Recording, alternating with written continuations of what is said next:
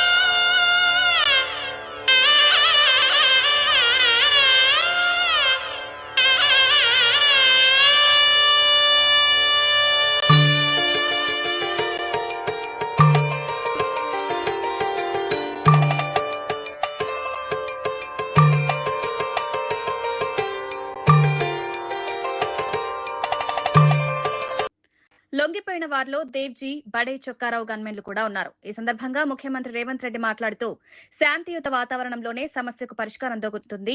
లొంగిపోయిన మావోయిస్టులు ఆర్థిక, ఆరోగ్య భద్రతకు భరోసా కల్పిస్తామన్నారు. మావోయిస్టుల లొంగుబాటుకు అధికారులు చేసిన తీవ్ర కృషిని ప్రశంసించారు. పోలీసులు మావోయిస్టుల్లో నమ్మకం కల్పించారని, రాష్ట్ర స్థాయిలో చేయగలిగిందంతా చేస్తామని చెప్తూ మావోయిస్టు అగ్రనేత గణపతి లొంగిపోవాలని, అజ్ఞాతంలో ఉన్న తెలంగాణకు చెందిన 7 కూడా త్వరగా లొంగిపోవాలని, వారికి పునరావాసం కల్పించాలని అమిత్ షా చెప్పారన్నారు. గణపతి సహా మిగిలిన కేంద్ర కమిటీ సభ్యులు లొంగిపోతే పూర్తి రక్షణ కల్పిస్తామని చెప్తూ జనజీవన స్రవంతిలో కలిసి తెలంగాణ పునర్నిర్మాణంలో భాగస్వాములు కావాలని సూచించారు. గిరిజనుల హక్కులు, వారి ఆర్థిక స్తోమత పెంచేందుకు ప్రభుత్వం కట్టుబడి ఉందని సీఎం స్పష్టం చేశారు.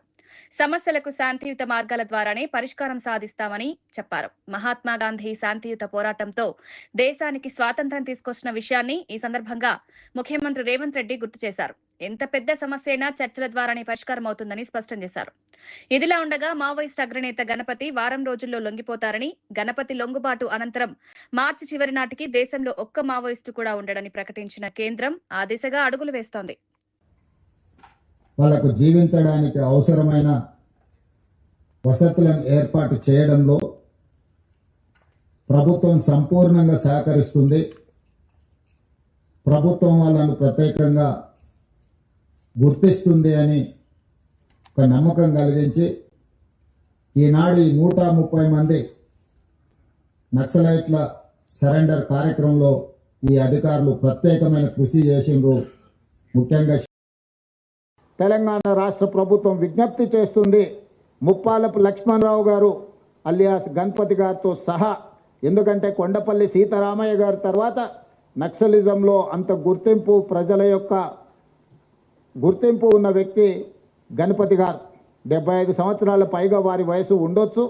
వారి ఆరోగ్య పరిస్థితి కూడా బాగలేదని మా అధికారులు నాకు చెప్పడం జరిగింది. వారి ఆరోగ్యానికి, వారి ప్రాణానికి వారు సరెండర్ అవుతే. ఇవి ఇప్పటి వరకు ఉన్న bulletin updates. Keep watching STV. మేము చేసే వీడియోస్ మీకు నచ్చినట్లయితే లైక్ చేయండి. అలాగే మరిన్ని ఇంట్రెస్టింగ్ అప్డేట్స్ కోసం మా ఎస్టీవీ